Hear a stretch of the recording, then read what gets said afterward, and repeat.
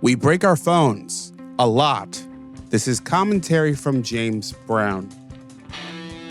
In the sum total of human history, few inventions have reshaped our social landscape as profoundly as the smartphone.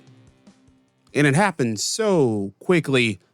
Just 20 years ago, as hard as it is to admit, I got my first cell phone, a clamshell, from Verizon to keep up with my friends. Like many people I knew back at Niagara University, it was a dumbphone. I could connect to the internet, but why would I? It took forever. It wasn't that interesting. And my laptop was better at it. 15 years ago or so, like many in my generation, I got my first smartphone in my mid-20s. And a few years later, I got an iPhone, the first of 6 or so. By the time I hit 30, smartphones ate the world.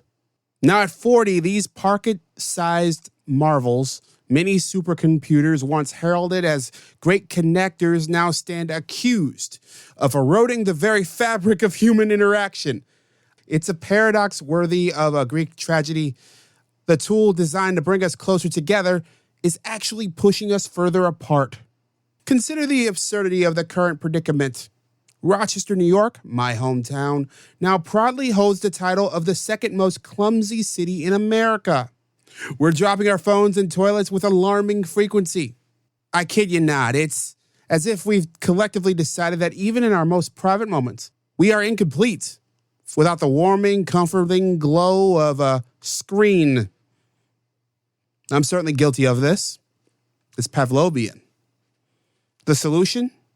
Not to put the phone down, heaven forbid, but to buy a smartwatch. As an AT&T executive told WHEC, a station I used to work at many, many moons ago, I hope AT&T gave him a bonus or something, because apparently the only thing more important than hygiene is making sure we don't miss a single earth-shattering notification about our friend's cat's latest adventures on yet another smart device. But let's not mistake all of this as run-of-the-mill clumsiness. It's a symptom of a deeper malaise, a societal addiction so pervasive that we've normalized it. We're like lab rats constantly hitting the lever for another hit of dopamine, oblivious to the world around us. FOMO, fear of missing out, has transformed into fear of missing anything at all, no matter how trivial, tepid, or stupid. And the consequences? Well, they're as predictable as they are alarming. According to recent findings in the Wall Street Journal, there's a growing trend of younger generations struggling with fundamental interpersonal skills. The report suggests that many young adults find navigating even simple social situations increasingly difficult. Colleges are now offering remedial training in, yes, you guessed it, talking to other people. It's as if we've stumbled into a dystopian novel where the art of conversation has become a poorly attended elective on a random Tuesday night. In an age where we can instantly connect with someone on the other side of the planet, we're losing the ability to connect with the person sitting across from us. You can see it at any cafe or restaurant or most dinner tables. We become so adept at crafting the perfect tweet or text or post that we've forgotten how to craft a coherent sentence in real time. Consider the plight of Claire Ralph. She's a Caltech lecturer who told KTLA that her students couldn't even manage a professional cover letter. Hey, what's up, y'all, might be an acceptable greeting in a text message, but in a professional world, it's as welcome as a butt fumble in the AFC Championship game. But perhaps the most troubling part of this digital dilemma is the disconnect between perception and reality. While college seniors rate themselves as communication virtuosos, employers are decidedly less impressed. It's a reminder that in the real world, emojis and hashtags and such are poor substitutes for, genuine interpersonal skills. So what do? We can't wait for colleges to teach what should be as natural as breathing. The solution must start earlier, and it must be comprehensive, because this is on us. Yes, on us. We need to foster environments where face-to-face interactions are not just encouraged, but required. This is on us. We need to create spaces where phones are put away and conversation is the main event, because this is on us. We need to loosen our grip on our children's experiences and allow them to interact with the world and other people, because this is on us. We need to teach our children that there's more to communication than crafting the perfect Instagram caption.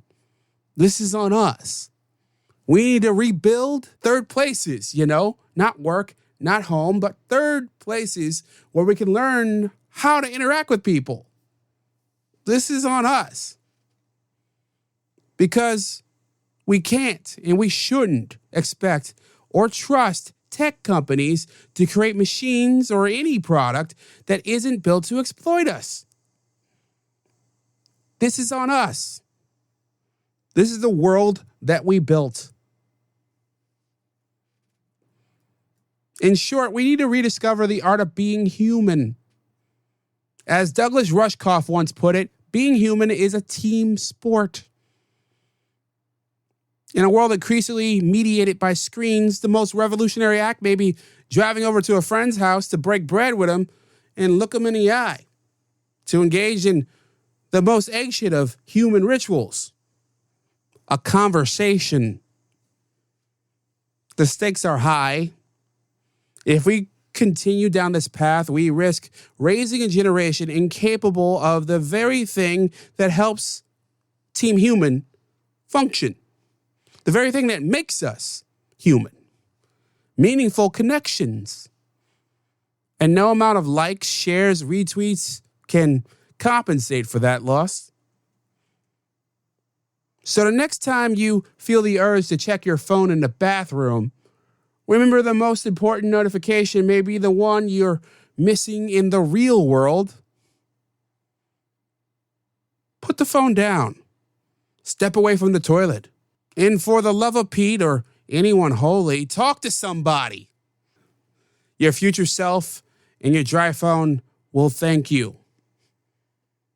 What do you think? And do you bring your phone into the bathroom too? How do we convince the world to start talking to each other again? Let me know in the comments and support my work at jamesbrowntv.substack.com. On that note, I'm James Brown, and as always, be well.